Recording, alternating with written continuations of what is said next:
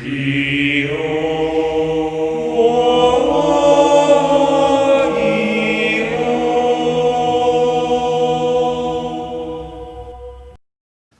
morning, YouTube, and today I have for you a homemade Yu-Gi-Oh! Starter deck, complete with a main, side, and extra deck. Let me first begin by saying that Konami does a fantastic job of creating their starter decks on a consistent basis and a great place for most people to start. That being said, I wanted to create an alternative option for people that followed a few of my own personal criteria. Number one, the deck had to be on a beginner's level. I've been to many events where friends, younger players, or people who are just new to the game have asked to borrow a deck at that event. It can be overwhelming for people involved if you're trying to explain combos of a deck that they're designed to accomplish a certain thing, while you yourself are trying to get into the mindset of the game for the event. Number two, the deck had to be made with spare cards. This way, if the aforementioned individual accidentally lost or damaged the cards, no hard feelings would be had on either side. It can be easy to be lost in conversation or overwhelmed in the surroundings when flimsy pieces of paper are really easily misplaced. I'm not saying that person would make it their point to ruin your cards, just that accidents happen and it's best to prevent potential hard feelings, especially if you want to continue ties with that individual. Number three, the deck had to be linear. This means including as few combos and little confusion as possible. The less you have to think to accomplish a goal, the more fun you can have, at least from my perspective. Obviously, that being said, this deck is not designed to compete with top tier decks per se, as many lower level design decks would be, but it will punish people who misplay and have bricky hands with aggression. Additionally, while it has a side and an extra deck, they're not necessarily required to play, but can add a higher ceiling for those with a little bit more experience. So let's group through this talking and throw some cards on this old-fashioned, cheap playmat.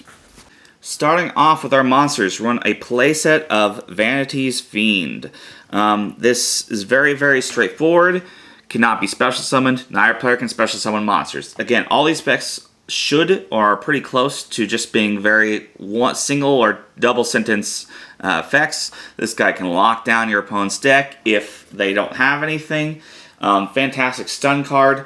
While this deck has a lot of stun aspects, it's not completely focused on it. So don't be worried, you don't have to worry about getting this necessarily. Now next we do run one Majesty's Fiend. I want something a little bit extra to add to it because there are a lot of ways to be able to go into these cards, and so Majesty's Fiend was another one I just had a spare of and has a sick effect in the fact that it locks down effects. Next we play a playset of Cyber Dragon. Cyber Dragon is easily special summonable if your opponent controls a monster. I feel it's pretty straightforward, has a high attack, and has a little bit of versatility with your extra deck, as well as being able to bring out a special summon monster so you can tribute it for one of these tribute summon monsters. In the same mindset of Cyber Dragon, we have two of Link Slayer. Link Slayer pops back row and can be special summoned from the hand. Straightforward. Something very, very easy to comprehend are normal monsters. Okay, no effects required, and so I run a playset of Shining Sea Squatter and a playset of Megalomaster X. These can realistically be anything with high attack, just really straightforward. They're level 4s, which can get into your extra deck, but they're just not much can be normal summoned or brought out just with 2,000 or more attacks. So I like to keep these six monsters in here.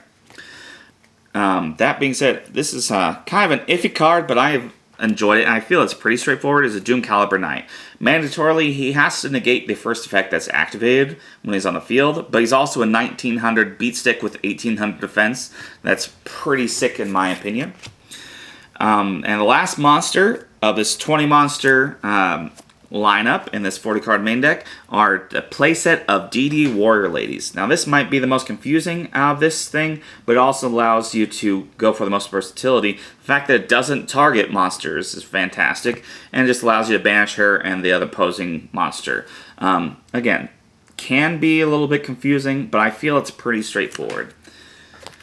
Now, moving on to the spells. We have a playset of Dark Hole. Dark Hole says destroy all monsters in the field. I don't feel it gets much simpler than that. The fact that we can run this as a playset and that no deck has risen that can actually play a playset it's fantastic. This one can actually do it. Next, we run a playset of Mystical Space Typhoon. Destroy one spell or trap card on the field. Well, I mean, that's pretty straightforward as well. It doesn't negate, which might be confusing, but it's also quick play and can allow some interaction.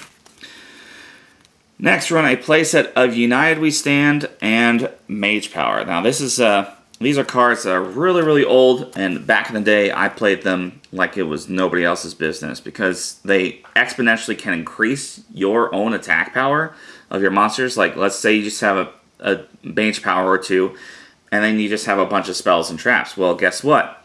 You can give your monster 2,500 or maximum attack per copy just by setting all of these cards. Even like if you want to set Dark Hole, just give yourself so much more attack, and it's freaking awesome. Again, more aggressive design, and those can be supplemented with whatever you expect. Probably, I feel the most confusing, or one of the most confusing cards in the main deck is the Monarch Storm 4th.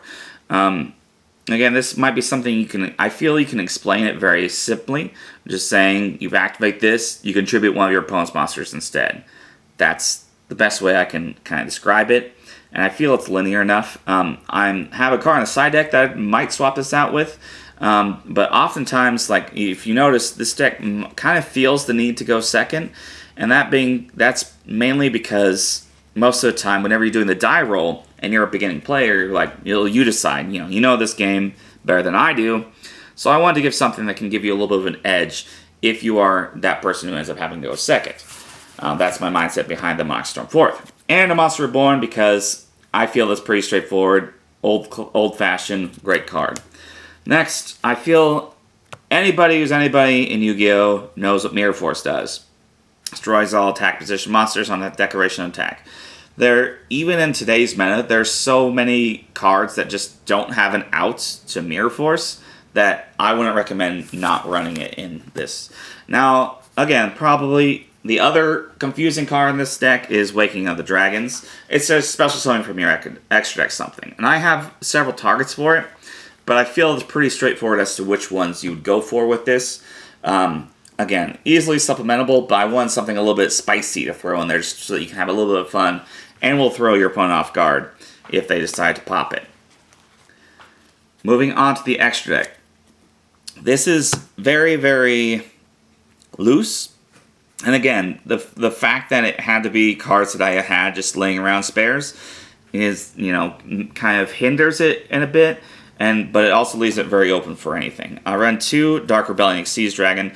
Back in the day when Xyz were first created, I feel this card was a staple, especially in most beginner decks, because it was easier to understand and can give you the extra boost over. Next, run 2 Gaga Cowboy. Again, if you know Xyz at least, you probably know Gaga Cowboy. It's a long effect, but most of the time you're just burn for 800. So again, the extra deck is designed for extension, not requirement. And next, we run kind of just a bunch of regular ones. These all can become from Dude. So I just run Tornado Dragon, number 101, Castell. Again, their effects can be complicated, but I feel they're common enough that they're easy to explain. Time Thief Purduer and number 70, Malevolent Sin aren't really as common, but they are, just rank 4s that you can go into. They can be supplemented with anything else you feel you need. Going to links. Links are very confusing for beginners, but if they have an understanding of it, Nightmare Phoenix and Cerberus are very, very easy to understand, and they can give you some spot removal with a pretty easy explanation. Your 2 Waking the Dragons targets are Infinitrack, Megaclops, and your Phantasm as Emperor Trilog. Most of the time, you'll probably be going for your Megaclops, but realistically, they're just both 4,000 beaters. He actually has a defense that you'd be using to give you that little bit of an extra edge. You can't go into them in any otherwise, unless you have a really, really rare occasion, but they do exist in there. If you're a higher skill level player, you'd probably know Chimera Tech, Mega Fleet, or Fortress Dragon. You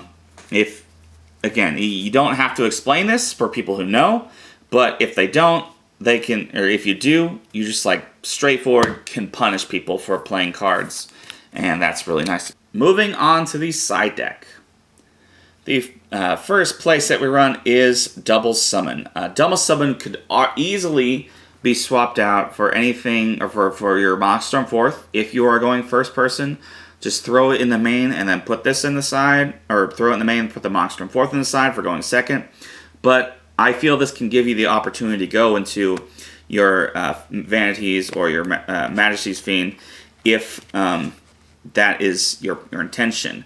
And really, really awesome. The fact that, though, is that these cost $1, so it's really difficult to kind of obtain these, I've noticed, but they exist in there.